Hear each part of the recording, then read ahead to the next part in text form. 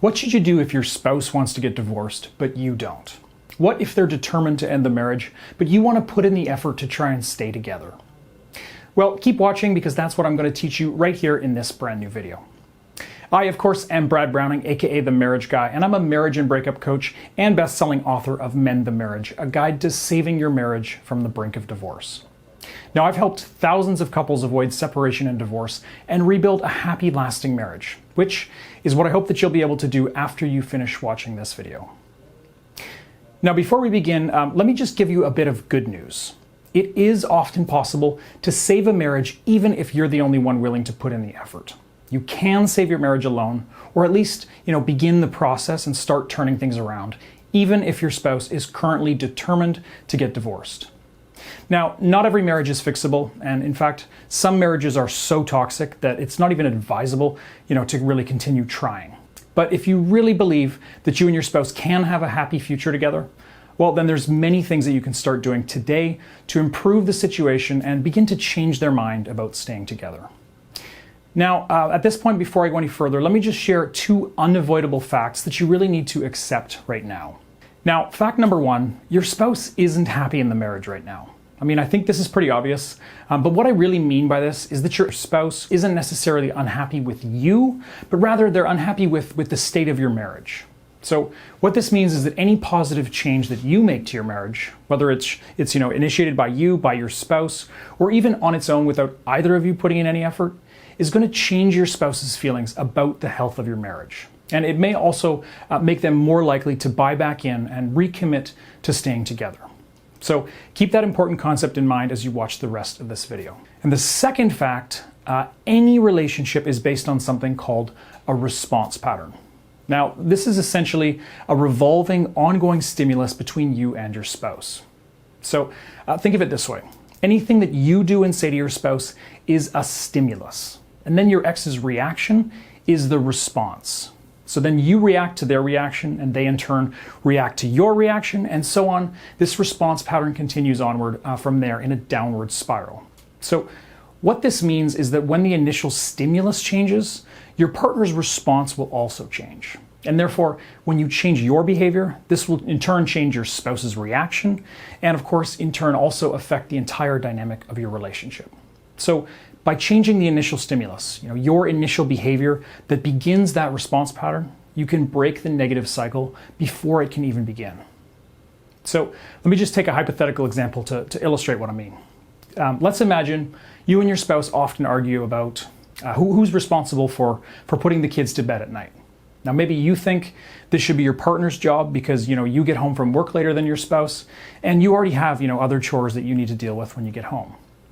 Now, this could lead to your spouse feeling resentful. It could blow up into an argument, and it could spiral into a bigger dispute over, who does more work around the house and who's being lazy or failing to pull their weight in the marriage. Now, in this example, the original issue, which is the stimulus in the response pattern, is your spouse's desire to have you put the kids to bed at night. Now, your reaction, or the response in the pattern, is the refusal to agree and to push back by arguing, that you already have other chores to deal with. Now, this of course leads to your spouse reacting again by becoming angry and defensive, and then things spiral from there as the response pattern continues. And of course, in the end, you really both wind up unhappy and your marriage suffers from the argument. Now, obviously, when this happens regularly, both of you are going to be unhappy with the marriage and with your life in general. So it's time to break this cycle. And you can do that by yourself without any help from your partner. Now, this action and reaction cycle that constitutes really every marriage is one of the reasons that you can save your marriage alone. Simply put, you have the power to disrupt the negative cycle by making a change to the action or the reaction. So think about it. In the example that I just described earlier, what if you simply agreed to put the kids to bed 3 days per week, when you don't work late, while your spouse handles the other days of the week? Or maybe you agree to, alternate putting the kids to bed on even or odd days, splitting it 50-50. Well, the reaction from your husband or wife is no longer going to be nearly as toxic or negative, and you've suddenly broken the negative response pattern just by changing your initial behavior. Now, the argument, the withdrawal, and the unhappiness that follows that kind of thing can be avoided as a result. Now, obviously, there are times that you can't and shouldn't just simply give in to your spouse's demands and do whatever he or she wants. This can also be damaging to your marriage and to your own mental health. And I do also realize that the example I just described is somewhat, simplistic, maybe not always realistic in the real world. But there's really often many ways to change the response pattern through compromise, alternative arrangements, or simply just avoiding the issue altogether. And again, this doesn't require your spouse to change anything consciously on their end. It just requires you to make that initial change to the response pattern before it spirals out of control and leads to arguments and bitterness. Simply put, by making a small change to your own behavior, your partner won't need to use their coping mechanism, and the negative cycle of actions and reactions really no longer needs to occur at all. And if this happens enough, then a new pattern of behaviors is going to emerge. And assuming those new actions and reactions are positive, then the relationship will take a turn for the better, and really it's all uphill from there. Now, if you need my personal ongoing help to change the response pattern in your marriage, all you need to do is visit marriageguy.com/coaching right now and check out my current coaching availability. If you see that I have any spots available right now, just click register and send me all the details of your specific situation. And then from that point on, we'll correspond regularly, and I'll work with you to make a plan and start turning things around in your marriage beginning today. Again, to learn more about my coaching or sign up right now, just go to marriageguy.com/coaching. Now, let's move on and talk more about how you can save your marriage alone. And in fact, I do have some really good news to share with you about this topic. That's because there are really some serious benefits to actually starting to work on saving your marriage alone without any involvement on your spouse's part. Now, the first benefit of going it alone is that you'll prevent your spouse from focusing on the problems in your marriage. Typically, talking with your partner about the problems in your relationship actually only makes matters worse. Now, this may seem counterintuitive, especially with so many marriage experts preaching about the importance of communication in any relationship. But the truth is that talking about marital problems tends to simply reinforce the fact that there are major issues plaguing your marriage, and it focuses your attention for both of you onto those problems. So every discussion about the issues in your marriage is a reminder for your partner of all the problems you're facing. So often it's much better for you and your spouse to be spending quality, positive time together than it is to revisit the same issues and arguments over and over. So by taking the first steps on your own, you can help to create this more positive atmosphere in your marriage without reminding your spouse about the problems that have led you to this point, right? Now, don't get me wrong, I'm not saying you should just try to avoid acknowledging or tackling major issues in your marriage forever. I'm just saying that you should be focusing on spending some positive time together rather than always focusing on discussing problems with your spouse. And benefit number 2 of going it alone, you can begin to make positive changes immediately. So when you decide to begin working on saving your marriage on your own, you just don't have to wait for anyone else before you begin. So you can start right now, today. And unlike in marriage counseling, where it may take weeks or months to make progress, especially if you're only seeing the therapist weekly or even less frequently, changes to your own behavior and to the stimulus response cycle that I described earlier can begin right now. And that means that you can begin working on mending your marriage today as soon as you finish watching this video. And finally, the third benefit of going it alone, your spouse doesn't need to know that you're putting in the effort. Now, why is this possibly a good thing?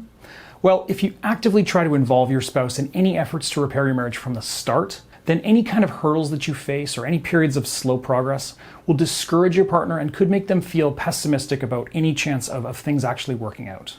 I mean, putting in the effort and not seeing any results can obviously be discouraging, and it can further cement your spouse's feelings that divorce is the only option. But when you start making changes on your own without your partner knowing that you're doing anything differently, there's really no pressure to make immediate and dramatic improvements. So you can kind of, slowly make subtle changes that are going to add up and begin to shift their feelings about your potential future together. So in other words, when your spouse isn't aware that there's any active effort going on to make changes to the health of your relationship, they'll feel like things are getting better on their own. And this can be very encouraging, and it can help your spouse to buy back in. And then at which point, of course, then you can work on your problems together and continue to address those problems and rebuild, your connection and your chemistry. Now, before we wrap this video up, I want to cover one more topic, and I want to explain one of the 3 marriage-murdering mistakes that most married couples tend to make without even realizing it. Now, this particular marriage murdering mistake is one of the most toxic and most common for a lot of couples that are facing your situation. And what is this huge mistake that so many people fall victim to? Well, basically, it's buying into the belief that you need to talk it out with your spouse in order to resolve conflicts or fix ongoing issues that are plaguing your marriage. Now, this is a very damaging myth that you really want to avoid buying into if you do want to have any chance of fixing things with your spouse. And of course, I did mention this a bit briefly earlier. Now, while it is true, like I said, that communication is important in any relationship and that some issues can be worked out by talking them through with your spouse, you're really beyond that point. Where you're at right now, in the depths of a marriage crisis and on the brink of divorce, talking about the same old problems that led to this point will only make matters worse. So when you've already tried talking through all the problems and you spent hours arguing over these issues, at that point, talk is not the answer. And this is also why marriage counseling is not always the right choice if your marriage really is on the verge of collapse. As I mentioned earlier, when you talk about problems in the marriage with your spouse, you're just reminding them of those issues and you're reinforcing their belief that there really are a lot of fundamental issues that you disagree on. And worse yet, these serious discussions usually end up turning into arguments and they become more destructive than constructive, right?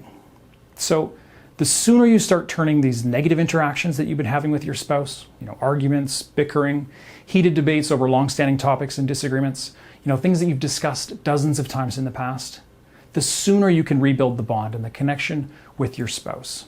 You really need, fun times and laughter, not bickering and serious talks. And that's what's going to make your spouse, start believing in a future for your marriage. So don't try to talk your way out of it. You're already past that point. And don't get me wrong, there will come a time for open communication and active team efforts to address the lingering issues. But really, you need to re-inject some hope and rebuild a bit of positive chemistry. Now, as I mentioned, this is just one of the 3 marriage murdering mistakes that destroy so many marriages. There are 2 more huge and very damaging errors that I discuss in the free video on my website, and you'll definitely want to avoid making either of those mistakes as well. So watch my full tutorial video right now at marriageguy.com to learn about all 3 common marriage-killing mistakes and how you can avoid them.